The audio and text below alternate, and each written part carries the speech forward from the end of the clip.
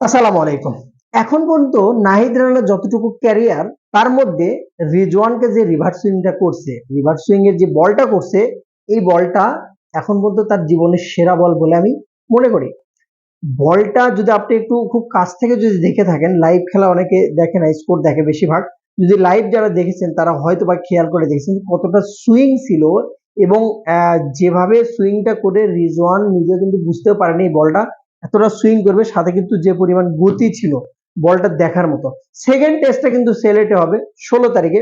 তো এটা নিয়ে কিন্তু একটু কানা ঘুষা চলছে, নাহিদ রানার বিষয়টাতে আসছে বর্তমানে কিন্তু নাহিদ রানাকে যদি অনেকে কিন্তু অনেক রকমের পরামর্শ দিচ্ছে। আসলে বাংলাদেশে আপনি যদি একটা জিনিস দেখেন, শরীফুলের কথা যদি বলেন, রিপোর্ট মন্ডলের কথা যদি বলেন, ফিজের কথা যদি বলেন, আপনি তাসকিনের কথা যদি বলেন, আপনি এই মুভমেন্টে তানজিম সাকিবের কথা যদি, অনেকগুলো পেসারের কথা নামগুলো কিন্তু উঠে আসবে।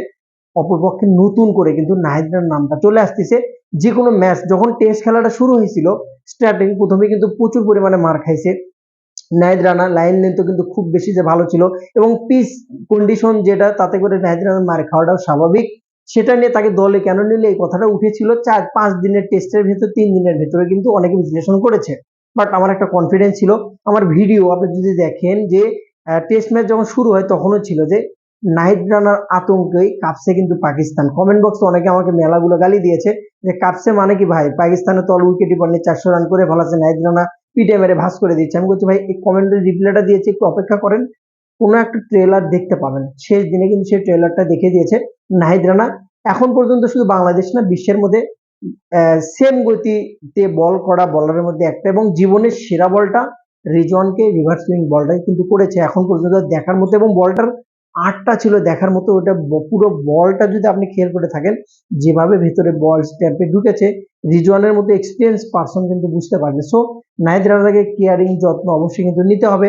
তার কিন্তু অনেক বিগ ব্যাশ খেলা থেকে শুরু করে অনেকগুলো ঘরোয়া লিগ থেকে কিন্তু তার অনেকগুলো লিগ থেকে কিন্তু তার নাম ডাক আসবে। অবশ্যই বিসিবি টেস্ট ম্যাচের দিকে ফোকাসের বিষয়টা একটু দেখবে, বা তাকে সেইভাবে ম্যাচ খেলানো, বা তাকে টেস্ট ম্যাচ নিল বা সেভাবে বল করানো, অবশ্যই এই জিনিসগুলো খেয়াল রাখা উচিত। কারণ যারা প্রচুর পরিমাণে গতিতে বল করে তাদের কিন্তু ইঞ্জুরির সম্ভাবনা অনেক থাকে, এবং একটা ইঞ্জুরি হলে অনেক অনেক দিন কিন্তু ভুগতে হয়। বিশেষ করে স্পেশালি তাসকিনের কথা দেখেন, মাঝখানে কিন্তু দুর্দান্ত ফর্মে ছিল তাসকিন, সেই ফর্মটা থেকে বের হয়ে আসে এখনটা কিছুটা কিন্তু ধুকছে, টি-20 তে জায়গাটাও নড়বড়ে হয়েছে। তো দেখেন আসলে একটা জিনিস কি, ফাস্ট বোলারদের যদি একবার ইঞ্জুরি হয়, যদিও নাহিদ রানার ফিটনেস হাই লেভেলে আছে বলা চলে, এবং তার যে সিক্স প্যাক দেখানো হয়েছে সেটা থেকেও বোঝা যায় যে হাই লেভেল আছে। বাট ফাস্ট বোলাররা একবার যদি ইঞ্জুরিতে পড়ে সেখান থেকে ফিরে আসাটা অনেকটাই কঠিন।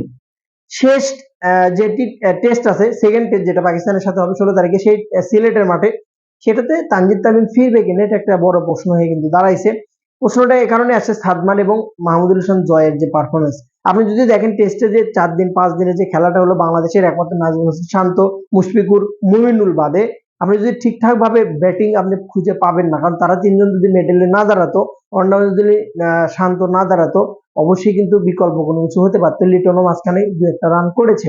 ওপেনিং এর টেনশনটা কিন্তু বরাবরই থেকে যাচ্ছে।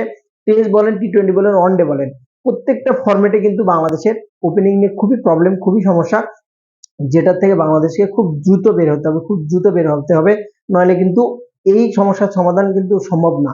পরবর্তীতে তানজিদ তামিম লাইনে আসে, সো তানজিদ তামিমকে তাকে হয়তোবা তানজিদ তামিম বা অমিত হাসান দুজনের একজনকে হয়তোবা আমরা টপ অর্ডারে মাহমুদুল ইসলাম জয় বা সাদমানের জায়গায় আমরা দেখতে পারি যতটুকু তথ্য পাওয়া অনুসারে। সাথে আরেকটা নাম এখন বলবো, ঘরোয়া লিগে 6-6টা উইকেট নিয়েছে আলিস আল ইসলাম, যেটা যাকে হ্যাটট্রিক সহ 4 ম্যাচে এখন পর্যন্ত প্রায় 15 উইকেট, 100% স্কোর নাই যতটুকু তথ্য জানা মতো আমার, যেহেতু লাইভ টেলিকাস্ট হয়েছিল না খেলাটা। তো আলিস কিন্তু আজকে 6-6টা উইকেট নিয়েছে, সাথে হ্যাটট্রিক আছে। অনেক আগে কিন্তু টি-20 স্কোয়াডে কিন্তু সে ডিজার্ভ করে, এবং টি-20 স্কোয়াডে তাকে কিন্তু নেওয়া উচিত। তার যে বোলিং কারিশমা, তার যে মিষ্টি স্পিনার একটা, যেরকম ভাবে সে সুন্দরভাবে বলটা পিছন থেকে যা ডেলিভারি করে, অন্যরকম একটা কেলমা দেখাতে পারে প্রতিপক্ষের জন্য, কিন্তু এটা স্পেশাল। বিশেষ করে সুনীল নারিনের কথা কিন্তু তার দিকে তাকালে অবশ্যই কিন্তু চলে আসে, কারণ সুনীল নারিন কিন্তু সেম ক্যাটাগরিতে বল করে, এবং সুনীল নারিনের বলের কারিশমা বা ক্যাটাগরি যদি আপনি খেয়াল করেন, সেম আলিস আল ইসলামের বলটা কিন্তু ধরাটা ব্যাটারের জন্য অনেকটাই কঠিন হয়। 6-6টা উইকেট সাথে হ্যাটট্রিক সহ কিন্তু ছোটখাটো বিষয় না। সো বিসিবির আলিস আল ইসলামকে অবশ্যই অবশ্যই টি-20-তে সুযোগ দেওয়া এবং টি-টোয়েন্টি স্কোয়াডে তাকে কিন্তু অ্যাড করা অন্তত একবার যাচাই করার জন্য। আমি মনে করি অবশ্যই ভালো করবে। একবার স্কোয়াডে ছিল ইনজুরির কারণে সে দূরে সরে গেছে, বাট এবার কিন্তু অন্তত বিসিবির দেখা উচিত তার দিকে যে আলিসের ইসলাম যেন ঠিকঠাকভাবে কামব্যাক করে এবং টি-টোয়েন্টি স্কোয়াডটা কিন্তু অনেকটা স্ট্রং হবে। তার মধ্যে একটা স্পিনার যদি অ্যাড করা যায় কোনোভাবে, পেসারের পাশাপাশি মোস্তাফিজ নাহিদের পাশাপাশি তার বলটা খেলাটা কিন্তু প্রতিপক্ষের জন্য অনেক কঠিন হয়ে যাবে। সো আমি মনে করি টি-টোয়েন্টি স্কোয়াডে কিন্তু অনেক আগেই তাকে যুক্ত করা উচিত ছিল। এখনো যে পরিমাণ ফর্মে আছে, বিপিএল এ যে পরিমাণ আছে, চিটাগংয়ে যেভাবে নিজেকে মেলে ধরেছে, সো 100% কিন্তু রিজার্ভ করে। Best of lakh.